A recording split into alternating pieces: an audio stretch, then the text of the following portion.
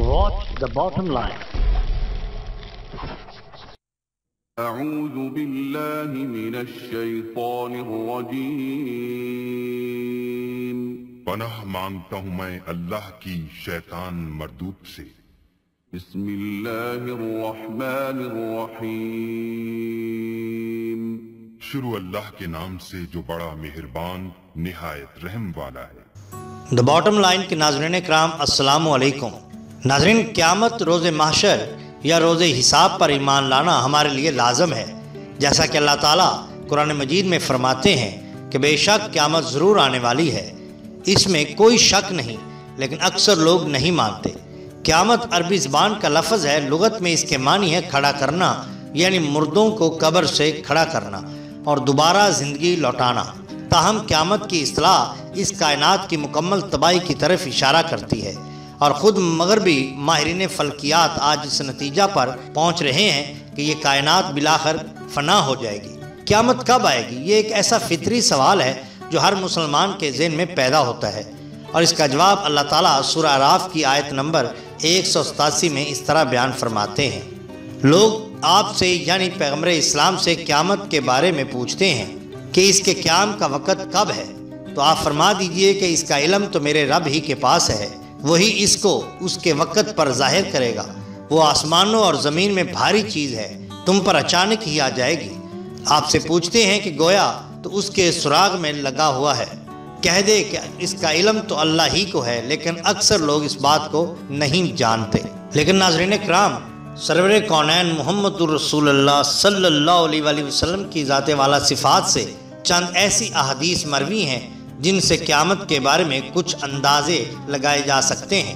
مشکات شریف کی اور ترمذی کی حدیث نمبر 521 میں حضرت انس رضی اللہ تعالیٰ عنہ سے روایت ہے کہ حضور صلی اللہ علیہ وآلہ وسلم نے فرمایا کہ قیامت تب تک قائم نہ ہوگی جب تک زمانے آپس میں قریب نہ ہو جائیں۔ بس سال مہینے کے برابر ہو جائے گا اور مہینہ ہفتے کے برابر، ہفتہ دن کے برابر، دن گھنٹے کے برابر، اور گھنٹہ ایک چنگاری کی طرح جو چمک کر فوراً بجھ جاتی ہے۔ یہاں سوال یہ اٹھ سکتا ہے کہ جب سال میں اتنے ہی دن ہیں جتنے پہلے زمانوں میں ہوتے تھے، مثلا عیسوی سال میں 365.25 دن ہوتے ہیں، جبکہ اسلامی سال میں 354.36 دن ہوتے ہیں، پہلے بھی یہ تعداد اتنی ہی تھی۔ اس طرح مہینوں، ہفتوں، دنوں اور گھنٹوں کا بھی یہی حال ہے، تو پھر ایک سال ایک مہینے کے برابر ہو جانے کا مفہوم کیا ہے؟ اس سوال کا غیر فلسفیانہ اور حقیقت پر مبنی مختصر سا جواب شاید صرف اتنا سا ہے کہ وقت سے برکت اٹھ جائے گی، اور برکت ایک ایسی شے کا نام ہے جس چیز میں ڈالی جائے اس کے فوائد کو کئی گنا تک بڑھا دیتی ہے۔ ناظرین اکرام، وقت ہمارے سامنے گھنٹوں، منٹوں اور سیکنڈوں کے چیتڑوں میں بٹا ہوا ہے، لیکن ہم نہیں جانتے کہ یہ ایک وقت جو ہے اس میں کتنے کام سر انجام دیے جا سکتے ہیں۔ تو ناظرین، ہماری آج کی ویڈیو میں ہم یہ بتانے کی کوشش کریں گے کہ اگلے ایک منٹ میں کیا کچھ اس دنیا میں ہو جائے گا۔ کیا آپ جانتے ہیں کہ گزشتہ 60 سیکنڈ کے دوران کیا کچھ عجیب و غریب ہو چکا ہوگا؟ جی ہاں، یہ حقیقت ہے کہ صرف ایک منٹ کے دوران متعدد چیزیں تبدیل ہو چکی ہوتی ہیں، اور اس تبدیلی کا آپ تصور بھی نہیں کر سکتے۔ تاہم ہم آپ کو آج بتائیں گے کہ صرف ایک منٹ کے دوران دنیا میں کیا کچھ ہو جائے گا۔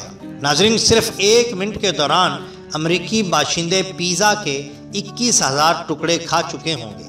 اس مختصر سے وقت میں online taxi service Uber پر 1400 سے زائد آرڈر دیے جا چکے ہوں گے۔ ایک منٹ میں ناظرین ہیکنگ کے 416 حملے کیے جا چکے ہوں گے، جن میں سے 12 کامیاب بھی ہو جائیں گے۔ دنیا میں 45,000 لیٹر شراب پی جا چکی ہوگی۔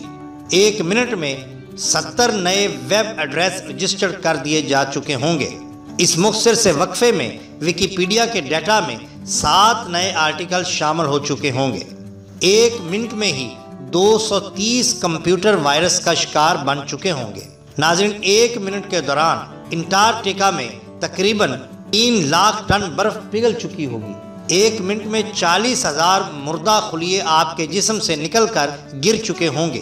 دنیا بھر کے دیو کامت اینٹ ایٹرز تقریباً 20 چونٹیوں کو اپنی غذا بنا چکے ہوں گے۔ ایک منٹ میں آپ کا دماغ 30 سے زائد مختلف چیزوں کے بارے میں سوچ چکا ہوگا۔